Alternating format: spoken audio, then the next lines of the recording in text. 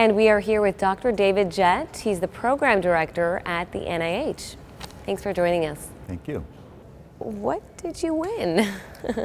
Yeah, so this was an award in 2020, and it was on the Translational Impact Award for SOT. And the award was for a program that I helped lead. One of the, I guess, success stories is we worked on a drug with the DoD called midazolam, and it was approved back in 2018 by the FDA for treating people who have seizures, whether they're caused by epilepsy or whether they're caused by exposure on a nerve agent. And so that's sort of a dual use, and it's really changed the standard of care for treating people who have seizures, especially acute seizures where they haven't gotten to the hospital yet. And it's we're working on an auto-injector type of delivery system. So with these mass casualty events where you don't have one person that has a seizure, you may have 100 people that have a seizure that need treatment immediately. So we're pretty proud of that. What do you hope members take away from the lecture? Oh, well, yeah, it's really important, I think, for people to understand that there are chemical threats out there. We have thousands, if not, hundreds of thousands of chemicals out there that are highly toxic, that could be used for chemical warfare or just, having exposures, occupational exposures. You can have, so the fact that we have all of these chemicals out there, there's only very few true antidotes for these chemicals.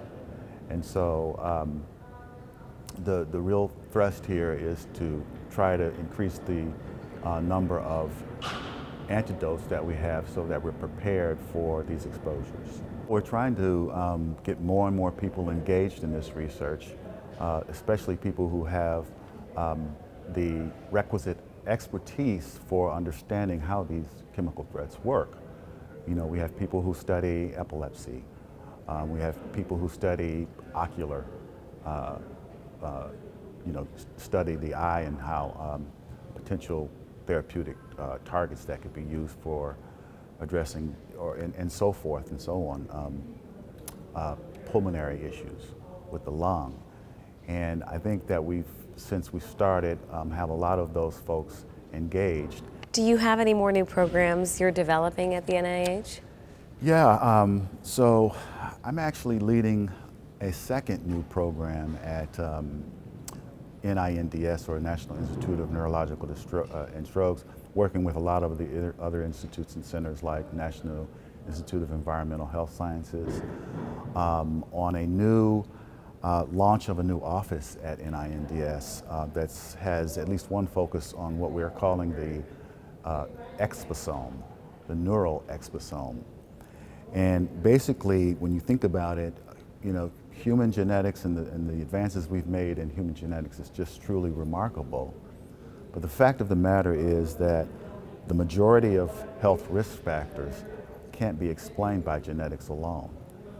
And so we have launched an office there where we're looking primarily at non-inheritable factors, things like exposures to toxins and chemicals and toxins, but also other things like social activity and stress, diet, the gut microbiome, to look at a more holistic approach on how we manage disease. So that's the sort of new road that I'm on right now. Dr. David Jett, thank you so much for your time.